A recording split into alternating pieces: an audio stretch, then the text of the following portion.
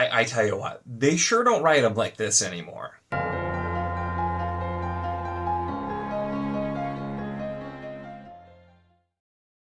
Hello and welcome to my channel. In this video, we are going to be talking about Deathless Beast by Andrew D. Meredith, which is volume 1 of the Kalashian saga, which I'm probably mispronouncing. I should have asked him how to pronounce things before doing this, but we're going to be talking about this. So this is my nice, fancy signed copy that I got actually after listening to this on audio from Silverstone's books.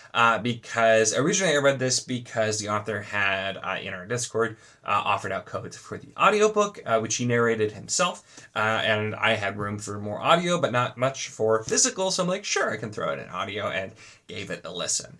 And I made the comment they don't write them like this anymore, even though this is a pretty relatively new book, obviously, but this just very much is not what you see very much anymore. I want to use the word slow burn because people are familiar with that, but it's not even quite just that. It's just it has such a focus on storytelling, and that's just what it feels like. It feels kind of like you're just being told this story, and the characters are great.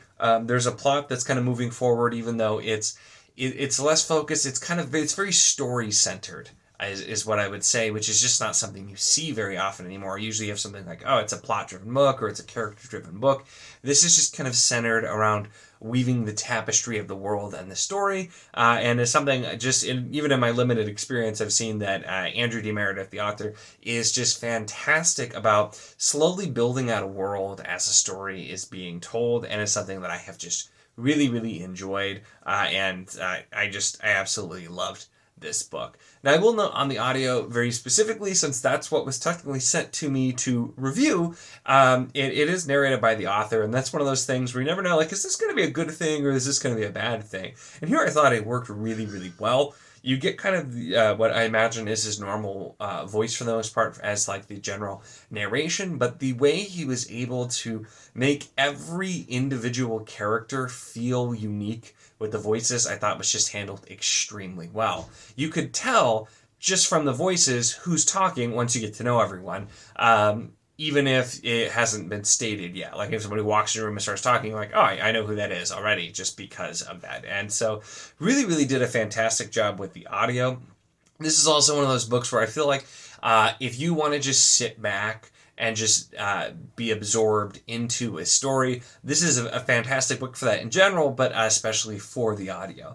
It's actually where this is the kind of book I prefer to read physically, because there is just something about just sitting with a physical book and that kind of story that I just like. It's one of my favorite things to do. So while I had a fantastic time with the audio, I'm planning on reading volume 2 physically, just because I that's just me with the love of it. But if you like audio, it is a great audio, and I really enjoyed it as well too. It's definitely was in the upper section of narrations that I've heard, which I don't have a ton of experience, but I definitely have gotten, these are the people I like, these people are fine, and people I don't like, and this is definitely in the people that I like as a narrator. So doing that with narrating your own book too, I just feel like the cadence and the pronunciations, obviously, and just the way everything's happening, the different emotions, the way it's all going, it fits so well because the author knows the story and knows exactly what they are talking about. But it's just, yeah, it was a really, really good time. So I do also want to, and I don't normally do this, but I want to read the kind of like the blurb for this because it's also just really, really well written. And I feel like it gives a really good idea of what's going on here while also not giving a whole lot away too. So I'm going to really quickly read this. Fates intertwine, pantheon calls, darkness grows. Far too many blame their own bad luck on Hanan and Ralia, Clow. When opportunity knocks, they leap to put their past behind them. In the turmoil of a holy order fraught with lies, frustration, and heresy, the paladin, Jinnid Brashstein, is called to deeper faith. When Cadium takes a seemingly ageless seed pod from a botanist's desk, she cannot imagine the change it will bring. Life stirs within that seed, the path to deeper faith beckons. Prophets are made upon the road, darkness moves, a winged deathless wrath invisible to the gods. For those who seek the hero's path, fate takes more than bargained for. Hubris breeds a deathless wrath that always hungers after more. And so, I mean, if that doesn't pull you in immediately, I'm going to keep talking about it. But just that description there, I don't know. It really, really had me intrigued. And then for me, the story really did not disappoint at all. This is one of those stories too. Before and I'm going to talk a little bit more about the kind of the plot going on. But this is one of those things too, where I feel like if you're one of my viewers who you've heard me talk about all my like favorite kind of slow burn things, like Realm of the Yellow Wings, Robin Hobb, Crown of Stars, Kate Elliott, those kinds of things, Janie Wirtz, which I'm currently reading now. If you like just the slow, getting absorbed in the story, enjoying the writing, this is 100% for you. And even if that's not normally your thing, I think there's definitely still a lot to like here as well. But I feel like the reason I love this so much is because it just it gave me that feeling I get when I read some of those books, where I'm just really absorbed. I'm just loving the writing. And where even if it's just something, that's not exciting happening at all, just being in the story, it's just, you're kind of transported in to it.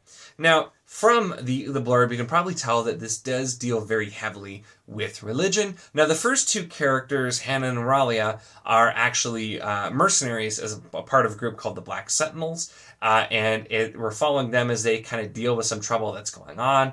But we learn a lot more about the Black Sentinels, and they're still kind of a really different organization. But we're following them as they kind of start they see the impetus for a lot that's going to happen later in the book as well. But their story is they've started basically where instead of just going around looking for work, they basically created an office where people can go and they will like guard caravan routes, other things like that. And it's causing trouble with some of the other mercenaries who don't like the fact that they're getting so much work doing this, and so they get in some trouble and end up traveling and trying to make some money while also kind of getting out of town for a little while, and run into some interesting things along the way.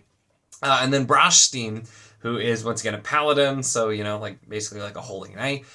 We follow him as he is going on his journey and basically just trying to go into deeper faith, which is definitely a key word there. And we see him as he is following the mysterious thing as he's led to find a book that ends up being rather important. And then we follow him on his journey as he's trying to kind of figure out what the right things are to do as well. And then Katyam, who is also part of a religious order as well with the Bud, which seems like it's going to also be extremely important as well. But it's just, we're kind of following these people in their stories. This is not an action-packed book by any means. There is some action. We get some cool fights and battles, and we get all kinds of different creatures set up. But this is more, like I said, it's about the unraveling of this tale that's being told to us. We have gods who are very much real, and we can see that through it, and the religious orders too. We see different things that are happening with there. So a ton of focus on religion, and that's what gave me so many Crown of Stars vibes, because religion is very central to the plot of Crown of Stars as well. And this is a very different writing style, so it's not similar necessarily in that way. It's like the authorial voice is very different from Kate Elliott, but just kind of that focus made me think of that, and for me that was good, because I've always found that interesting in books, from everything from Crown of Stars to like Sanderson likes to explore religion. It's something I really find interesting, exploring that in a fantasy setting. So I quite enjoyed that. And once again, it's just the world that's set up, which is just absolutely fascinating. There are at the end of the book some glossaries that just tell more about the different orders, both the mercenaries and the religious orders, about different just things in the book. And from talking to the author too, he plans to do like a botany one, talking about different kinds of like trees and plants. And it's just, this is somebody who has really made a world and makes it feel so real. As we're going along the story, we don't get just info dumps of like, oh, this is this. We just kind of he has a knack, and he did it in Thrice too, which is the only other thing I'd read for him, where we're just kind of traveling, we're moving through the story, we're learning about these characters, but we're learning about the world as we do it, and it's just handled so well. It is something I think is difficult to do and to accomplish this kind of story, and just have it, at least to me, not at all feel boring. I'm sure there are some people who would find this to be a little bit boring if you just really want like the action-packed, fast-paced type of thing. But this is just absolutely my kind of story. And so, like I said, those of you who have trusted me on some of my recommendations for those kind of things in the past, I think you're going to love this if you've enjoyed some of my others. And I just definitely recommend giving it a shot. In general, because this was a wonderful book. This is probably going to be on my top 10 books of the year. I haven't really figured out what the top 10 is. That's why I'm saying probably, but it's one of those books where it just meshed so well with me. I can't wait to read the second book, which I'm going to be fitting in despite not having any time for it, because I got that one too. And the book 2 is out actually December 6th. But I got it early because the author is awesome and okayed it being sent to me when I ordered. So I'm like, so cool. Also on December 6th, I'll know, I guess because this is a good time to put the plug, we'll be doing a live show author interview with Andrew from Andrew Specifically Reads and Andrew D. Meredith, the author of this book, to talk about Deathless Beast as well. So definitely check that out if you want to hear more straight from Andrew D. Meredith, the author. I'm really excited for that as well, just to talk more about this world. So to kind of sum up the who I recommend this for, let's get people who enjoy like books, like for example, Robin Hobb is an author where it's things are slow, but it's just about telling that story, about the characters, about seeing what's happening. I definitely recommend this for. I will note that the author I know is a fan of Bugeld as well, but I haven't actually read Bugeld, so I can't like confirm if it's similar or not. But from what he said, he basically said, since I like his book so much, I will definitely like Lois McMaster Bugeld, which makes me even more excited to read that. And like I said too, I know the number of people who've read Crown of Stars is probably much lower, but if you liked that and you liked kind of the religion being central to the story, I think that you will really like this as well. This is just like, it's hard to talk about without like just trying to dig in way too much to the world. But just a great story that you can just be wrapped up in. This to me is like the epitome of just like getting cozy by like a fire, relaxing, and just reading. Like, this is the kind of story I want to do that with. It just is. And so I just used the word cozy, so which that was the whole conversation of if his stuff counts as cozy, which I feel like when you hear cozy you think a little bit more whimsical, which this really isn't, but it's just like it feels kind of like you're just gathering around and you're just having a storyteller just tell you this deep, rich tale of a world, and it just absolutely sucked me in with this one. So I absolutely love this. This was an absolute 5 out of 5 stars, hence why I went and bought book 1 and book 2 immediately signed to get copies of it. So I'm so excited to continue reading and see more of what Andrew D. Meredith has got going on. I'm really, really excited to read Bone Shroud, which is book 2, which I should have grabbed, but I don't have it. It's over there. I should have grabbed to also show that too. But really excited for that. Really excited for the author interview. I can't recommend checking this out enough. If you have read it or do read it after this, please let me know. I'd love to chat with you about it as well. So definitely let me know, because I could just continue talking about this book for a while. But I should probably wrap it up at this time now. So that's it for this one. Make sure to give the video a like if you enjoyed it. Check the link in the description, as always, for the Wizardly Duo Discord if you want to chat books, whether this book, other books, any books, really anything at all. It is a lot of fun and we would love to have you. And of course, if you enjoy my content, make sure to subscribe.